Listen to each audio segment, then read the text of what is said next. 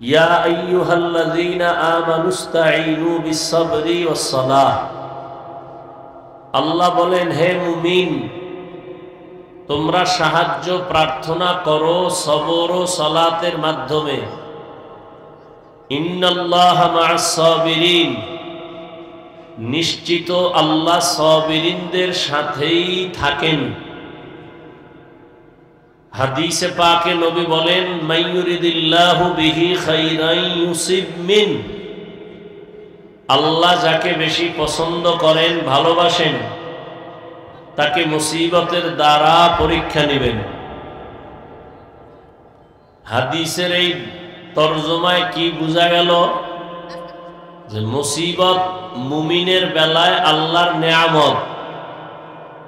এজন্য আমাদের অনেক আকাবিরিন যারা আহলুল্লাহ ছিলেন, মুসিবত আসলে নিয়ম হলো ইন্না লিল্লাহ পড়া, কিন্তু আমাদের আকাবিরিনরা অনেক ক্ষেত্রে আলহামদুলিল্লাহ পড়তেন। মুসিবত আসলে পড়বে ইন্না লিল্লাহি ওয়া ইন্না ইলাইহি, আলহামদুলিল্লাহ পড়তেন কেন? ওই যে হাদিস শুনাইলাম এখন, যে আল্লাহ যাকে ভালোবাসেন তাকে মুসিবত দিয়ে পরীক্ষা নেন। তাহলে আল্লাহ যদি কুদরতের নজর দিয়া তাকান আর মুসিবত দেন, তাহলে এটা আল্লাহ আমার দিকে তাকাইছেন, এটা আমার জন্য ভালো না? এই নিয়তে তারা আলহামদুলিল্লাহ পড়তেন। আবার হাদিসে এমনও কথা আছে যে আল্লাহ যদি চান কারো মর্যাদা বাড়াবেন, কিন্তু তার আমল যা আছে এতে মর্যাদা বাড়ানো যায় না। খেয়াল করতেছেন? এই যুবকেরা, কাবজাব করতে করতে দেখবা বয়ান শেষ, আইসো খালি যাবা খালি। যারা পারেন বসেন, নিজেরও ক্ষতি করিয়েন না, অন্যেরও যেন ক্ষতি না হয়। ও ভাই, নিজের ক্ষতির জবাব দিতে হবে এই চিন্তাই ব্যস্ত। আর একজনের ক্ষতি করলে সেই হিসাব কেমনে দিবেন? কারো হক নষ্ট করেন না, কাউকে কষ্ট দেওয়া হারাম।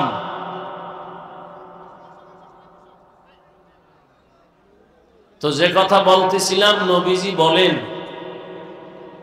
আল্লাহ যদি কারো মর্যাদা বাড়াতে চান,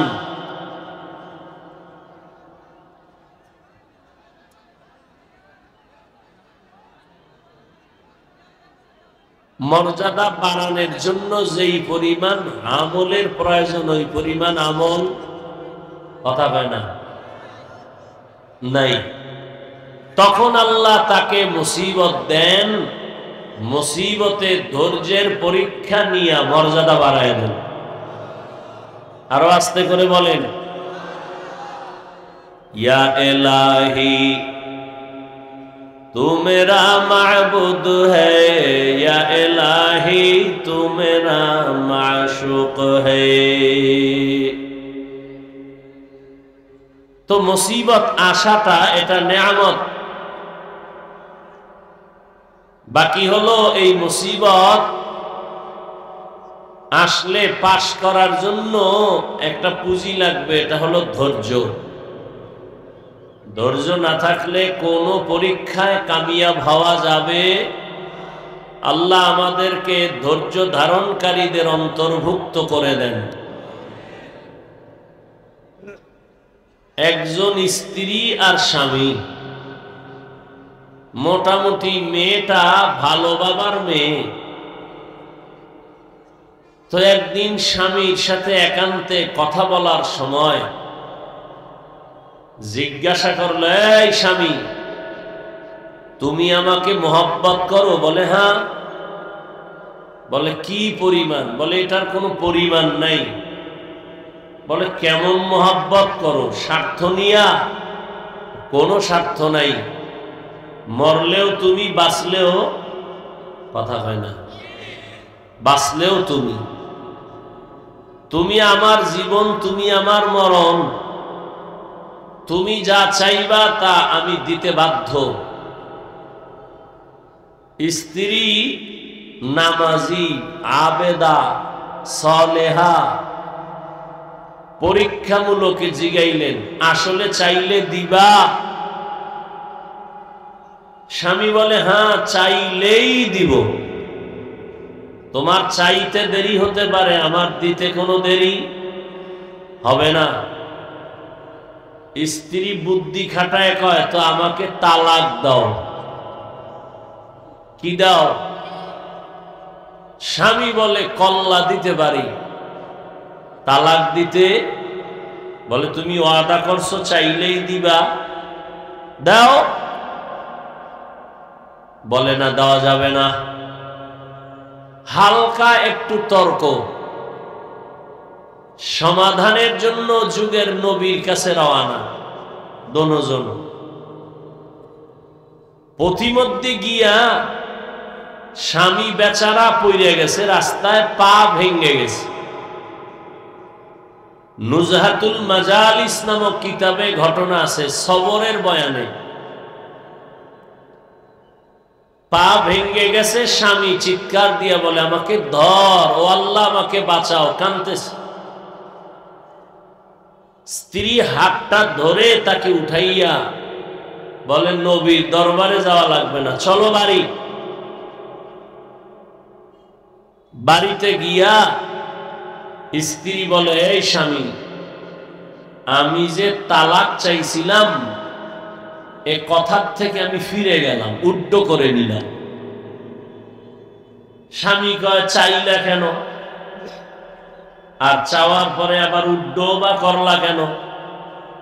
এবার স্ত্রী কয়, হে স্বামী আমার, তুমি কি নবীর হাদিস শোনো নাই?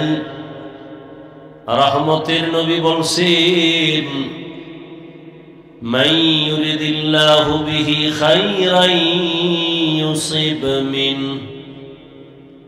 আল্লাহ যাকে বেশি ভালোবাসবেন তার উপরে আল্লাহ মুসিবত দিয়া পরীক্ষা নিবেন।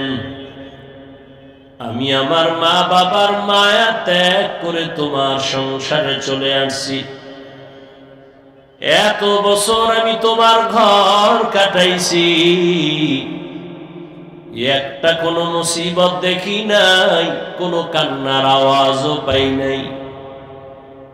বুঝা গেল যেখানে মুসিবত নাই সেখানে আমার আল্লাহর দয়ার নজর নাই, যেখানে আমার আল্লাহর কুদরতি দয়ার নজর নাই ওই জায়গায় কোনো রহমত নাই, যেখানে আল্লাহর কোনো রহমত নাই আমি বান্দিও সেখানে নাই। এই জন্য তালাক আমি চাইছি, কিন্তু রাস্তার মাঝে যাওয়ার পরে তুমি যখন পড়িয়া গেছো, পা ভেঙ্গে গেছে, কান্না শুরু, আল্লাহর রহমত চলে আসছে, আল্লাহ রহমতের নজর দিয়ে তোমাকে মুসিবতে ফালাইছেন। মুসিবত আসছে তো আল্লাহর রহমত আসছে, যেখানে আল্লাহর রহমত আছে আমিও সেখানে আছি। এই জন্য তালাক চাইয়া ফিরাই নিলাম। হাজার না 1 কোটির মধ্যে একজন মা কি এভাবে পাবেন? আর আপনি এই মা তো খুঁজেনও নাই, আপনি খুঁজছেন ডানা কাটা ভরি। আর মোবাইলে যেই পরিমাণ আকাম করেন সারা রাত, দরওয়াজা জানালা বন্ধ করে, মাইয়া পোলার হক আদায়ের চিন্তা নাই, বউয়ের হক আদায়ের চিন্তা নাই, সারাটা রাত মোবাইলের হক আদায়ে কবিরা গুনাহ কবিরা গুনাহ কবিরা গুনাহ করে সারাটা রাত কাটান। মুহাম্মাদের উম্মত না হইলে আপনি ঘুম থেকে উঠে দেখতেন আপনার চেহারাটা শুকর হয়ে গেছে। শুধু মুহাম্মাদের উম্মত হওয়ার কারণে আপনাকে এখনো মানুষের মতো দেখা যায়, ভিতরটা আসলে আপনার মানুষের কায়দায় নাই, আপনার থেকে পশু ভালো। একটা কুত্তা ও বাচ্চার হক আদায় করে, একটা গরু বাচ্চার হক আদায় করে, আকাশে উড়ন্ত পাখি সারাদিন ঘুরা পেট বইরা বাচ্চার খানা নিয়ে বাসায় আসে। আশরাফুল মখলুক, তুমি এত খারাপ কেন?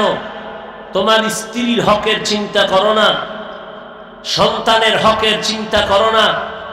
সারাটা রাত মোবাইল নিয়ে কবিরা গুনাহ করে কাটাইয়া নিজের চেহারাটা নষ্ট করে ফেললা, জীবন নষ্ট করে ফেললা, যৌবন নষ্ট করে দিলা। তোমার ভেতরে আর আছে কি? কিচ্ছু নাই, চোখের পাওয়ার নাই।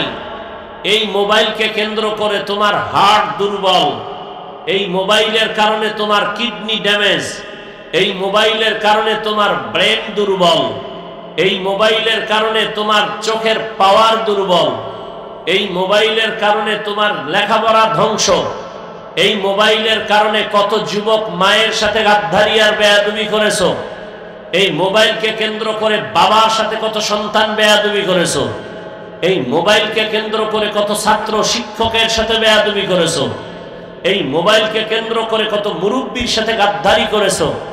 তোমার মধ্যে আছে বলতে কিছুই নেই, শুধু আত্মা আছে, রুহটা আছে, ওটা চলে গেলে তুই শেষ। চরিত্র নাই, যৌবন নাই, জীবন নাই, লেখাপড়া নাই, আছে বলতে তোমার মধ্যে কিছুই নেই। চেহারা দিয়ে তাকাইলে মনে হয় কি আর বলবো, ভালোর জন্য বলতেছি, মনে বড় কষ্ট। অথচ তোমার মতোই তো যুবক, আলিফ বাতাও পারে না, স্কুল কলেজে পড়ে, চাকরি করে, ব্যবসা করে, 5 ওয়াক্ত নামাজও পড়ে, দাড়িওয়ালা, এরম নাই। আর তোমাকে কি বয়ান করব? তোমার জন্য জীবনের এই একটা বয়ানই যথেষ্ট। ঘরের দরজা জানালা আটকাইয়া, যুবক বাসায় গিয়া দরজা জানালা আটকাইয়া অন্ধকার করবি, বাতি জ্বালাবি না, নিজের পায়ের জোতাটা খুইলা কপালে বাড়ি মারবি, আর নিজেরে বলবি, এই কপাল পোড়া, তোর উপরে কার অভিশাপ লাগছে? তোর মতো যুবক স্কুলে পড়িয়া নামাজ পড়ে, তুই পারস না কেন? তোর মতো যুবক রাস্তায় গাড়ি চালায়, নামাজ পড়ে, তুই পারো না কেন? তোর মতো সন্তান জেনারেল লাইনে, র্যাব, আর্মি, পুলিশ, বিডিআরের চাকরি করে, doctor, professor, engineer, OC, DC SP নামাজ পড়ে, তুই পারো না কেন? জুতা দিয়া নিজের কপালে নিজের বাইরা, আর কোনো বয়ানের দরকার নাই তোর জন্য। আল্লাহ যদি কপাল না খুলে, আমি হাফিজুর রহমানকে স্বয়ং রসুলের বয়ানও কপাল খুলে না। যে নবীকে এক নজর দেখলে জাহান্নামের আগুন হারাম, যেই রসুলকে এক নজর মোহাব্বতের দিকে তাকাইলে জান্নাত ওয়াজিব, যেই রসুলের দিকে মোহাব্বতের নজরে তাকাইলে ক্ষুধা থাকে না, সেই নবীকে একদিন না 13 বছর সামনে বসে দেখছে, নবীর মজার বয়ান শুনছে, কপালে কালেমা জুটে নেই। এত বড় পৃথিবীর নিকৃষ্ট বেঈমানের নাম কি জানেন? জানেন না? এর নাম কপাল। আর 27 বছরের যুবক তরবারি নিয়ে যায় নবীকে জবাই করতে, নবীজির সামনে গিয়া তরবারি ফালায়, বলে, ইয়া রাসূলুল্লাহ, আমার কল্লা কাইটা দেন, তবে আগে কালেমার রশি লাগায় দেন। 13 বছর নবীরে দেখাও কালেমা পড়ে না, আর তরবারি নিয়ে নবীকে জবাই করতে গিয়া কালেমা পড়ে 27 বছরের যুবক। এর নাম কপাল। আজকে বয়ান, এত মানুষ এখানে, এরপরও এর থেকেও বেশি মানুষ দোকানে বাটে, আড্ডা দেয়, গল্প করে, আসছে ওয়াজে, কিন্তু বেহেশতের বাগানে ঢুকতে পারে নাই, কপাল। আর একদল প্যান্ডেলে ঢুকছে, কিন্তু কলবের দরজা আটকায় রাখছে, গজবের মোবাইল হাতে লইয়া। এ যারা মোবাইল হাতে নিছো, তোদের কপাল একটারও ভালো না। আল্লাহ হেদায়াত দান করুন। কলবে বয়ান ঢুকবে না, এটা নিশ্চিত। আমি আর বেশি কিছু বললাম না, আর আমরা না বললেও বা কে বলবে? তুমি মোবাইল হাতে নিছো কেন? এই প্রশ্নের একটা জবাব সঠিকভাবে এই মাঠে কেউ দেওয়ার শক্তি রাখে না। যদি অতি চালাক দুই একটা থাকে, ও হয়তো বলবে, হুজুর আপনি বুঝেন না আপনারে কতটা ভালোবাসি, এই জন্য রেকর্ড করি, ছবি উঠাই। আমি যে তোমার এই প্রশ্নটার জবাব দিতে পারবো না, তুমি এমন বোকা আমাকে ভাবো কেন? এবার আমার প্রশ্নের জবাব দাও। তুমি 200 হাত দূরে বৈশা মোবাইল নিয়ে ছবি তুললে, রেকর্ড করলে সুন্দর রেকর্ড হবে? কথা কয় না, হবে? বরং তোমার কাজটা পিওর ভাবে মিডিয়াওয়ালারা করতেছে না? সকালবেলা এখান থেকে ডাউনলোড করে নেওয়া যাবে না?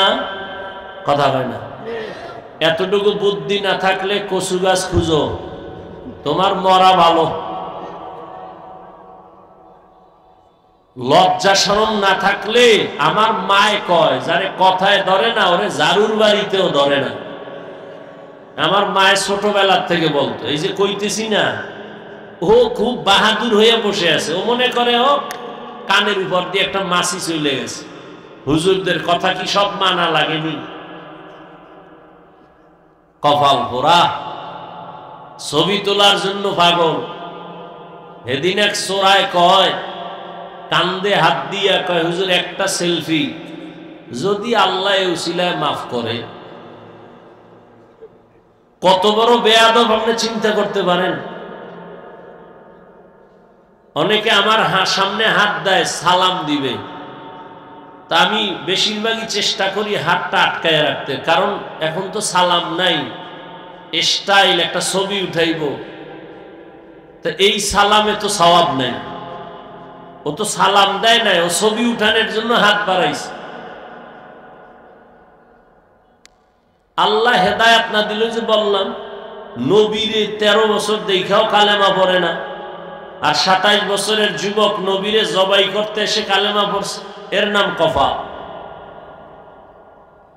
24টা ঘন্টা মোবাইল লইয়া মরে, খোদায় কানে দইরা বেহেশতের বাগানে নিয়ে আইছে, এই টাইমটা মোবাইল ছাড়া থাকতে পারে না। কপাল কেমন পোড়া পড়ছে!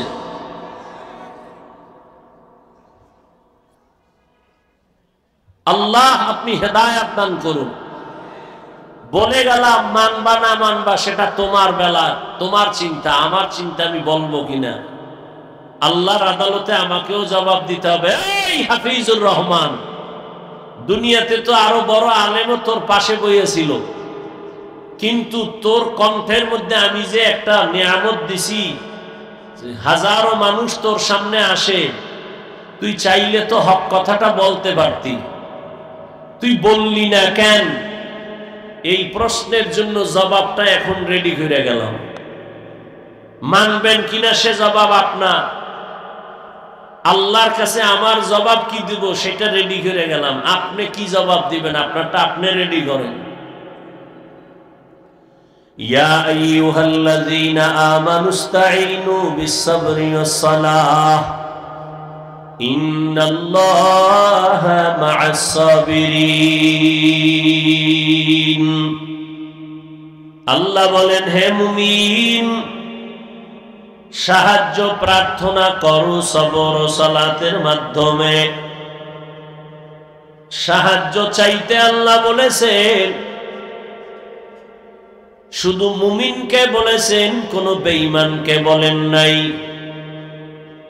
প্রশ্ন হলো, আল্লাহ সাহায্য কেন চাইতে বললেন এবং মুমিনকে কেন বলেছেন, বেঈমানকে কেন বলেন নাই?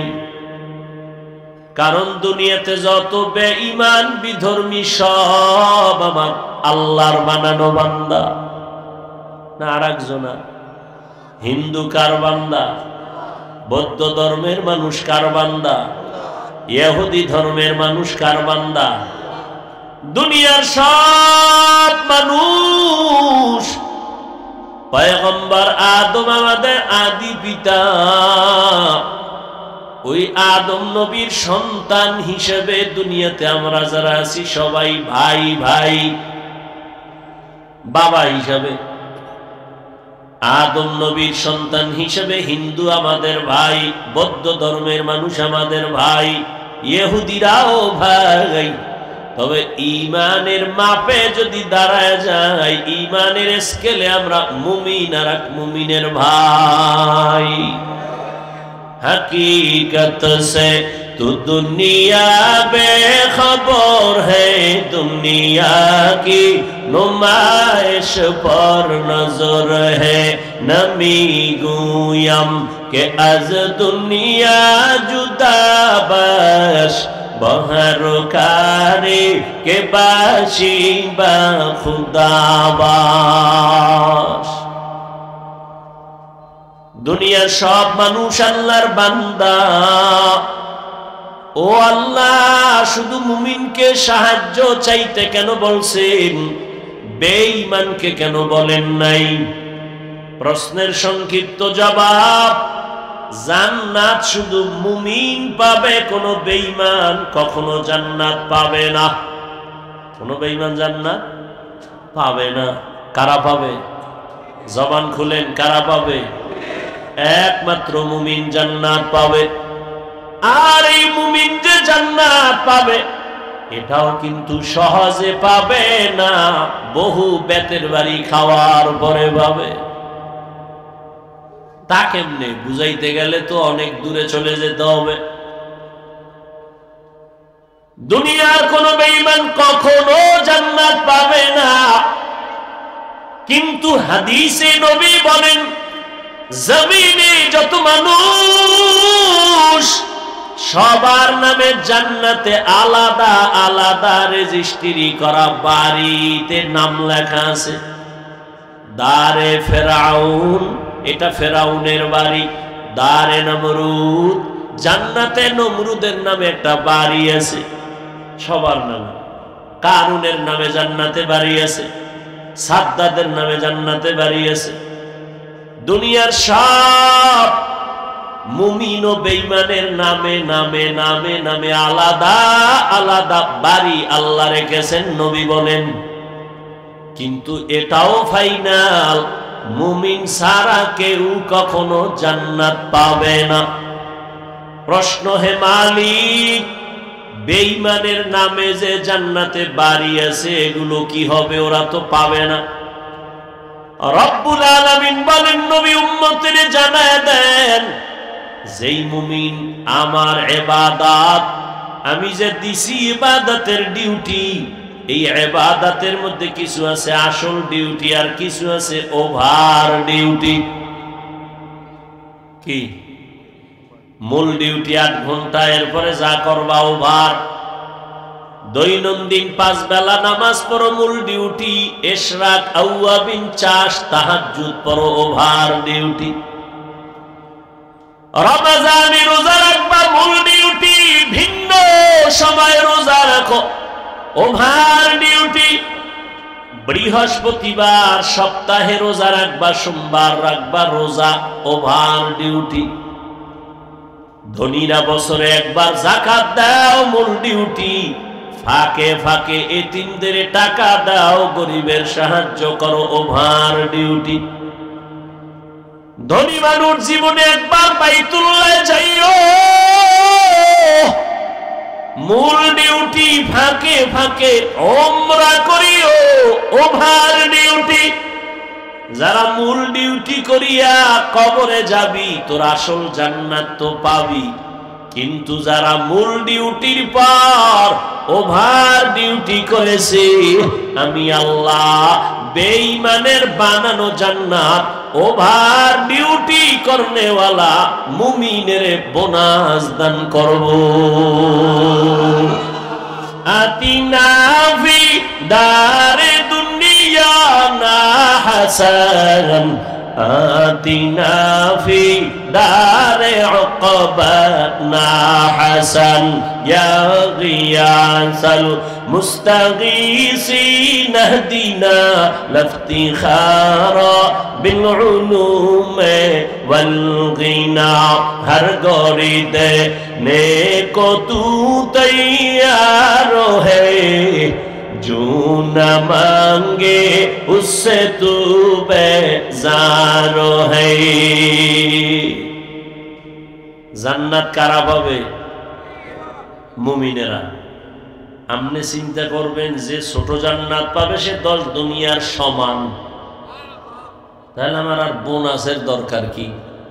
হ্যাঁ, দুনিয়ার কোটিপতিওয়ালাদের জিজ্ঞাসা করেন তোমার বাড়ি কয়টা? কয় 7টা। আরো কোরবানি? কয় আরো চাই। আরে তোমার মাইয়া কয়টা? কয় একটা। ছেলে কয়টা? একটা। কারণ কি বাড়াও না কেন? কয় ছেলে হোক মেয়ে হোক দুটাই যথেষ্ট, দুটোর বেশি নয়, একটা হলে ভালো হয়, না হইলে আরো ভালো। তাহলে তোমার মাইয়া বলা সহ তুমি 4-5 জন, তোমার তো এক ফ্লোরের একটা বাড়ির বেশি লাগে না। তুমি 7টা বানাইয়া আবার কেন জিব্বা বের করে রাখছো আরো বানাবা? ঢাকায় বাড়ি করছো, মোমেনশাহী শহরে বাড়ি, কক্সবাজারে বাড়ি, বিভিন্ন জায়গা, আবার বিদেশ গেছো, কানাডায় বাড়ি, সিঙ্গাপুরে বাড়ি, মালয়েশিয়া বাড়ি, এত কেন চাও? কোনো জবাব নাই, শুধু মনে চায় আরো করি। জান্নাতি